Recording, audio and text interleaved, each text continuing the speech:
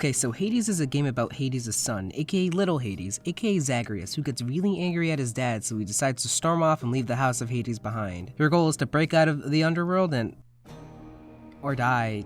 You can do that too, I guess. It's fine. Roguelikes and roguelites seem to pride themselves on being incredibly difficult to be engaging. They're always like, ooh, you're gonna die a lot, man. Like, you might need to call your mom. Here, have a juice pack. But no other roguelike fleshes out dying as well as Hades. The flow of this game is just buttery smooth.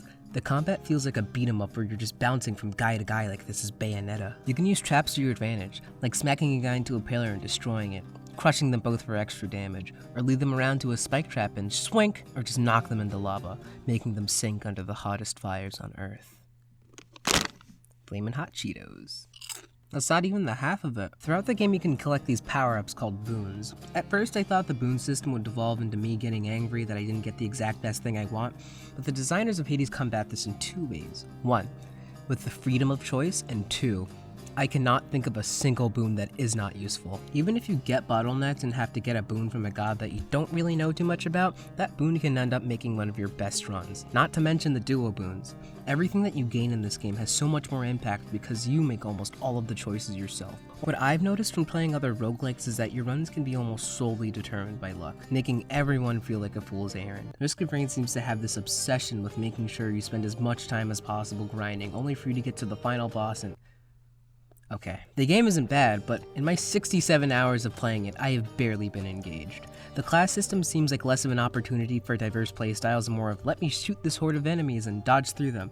Meanwhile, Hades is constantly pushing you as you get through each run. Minor spoilers, B2 dubs. But one of my favorite moments is when I got to the Bone Hydra and he seemed to look a little different and then proceeded to annihilate me.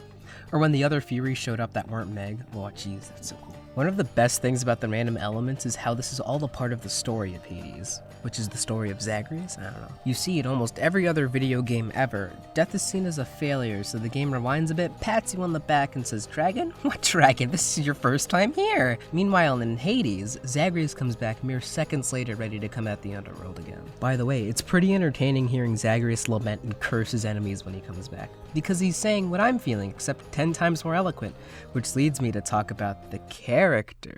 Oh my gods! I didn't have a lot of expectations, even though this is a major selling point of the game, but the level at which I was sucked in by the world and characters of this game still impresses me. What feels like hundreds of voice lines stick out in all of these messages and conversations. Each and every of Hades' characters feels like a realistic interpretation of Greek gods and by extension, make them feel human. There's not a single character in this game that I dislike. Except Ares, he's like, okay I guess. There is one issue that keeps sticking in the back of my brain though. Why is it that half the times I die I can't even see what the heck hit me? The game already has a lot happening on the screen and maybe that's the point, but in that case I feel like there should be a sort of system in place where you get to see how you died, or at least the last few seconds. But other than that mild complaint, I wholeheartedly believe Hades is still worth your time and money. I have clocked in over 20 hours and I've beaten the game at least once, but even after that, it continues to build with new mechanics and story elements that intertwine. Hades is one of those games that, no matter how hard it pushes you down, it makes you want to get back up each and every time, just like Zagreus. And for that reason alone, I think you should play it. These chips aren't that hot actually.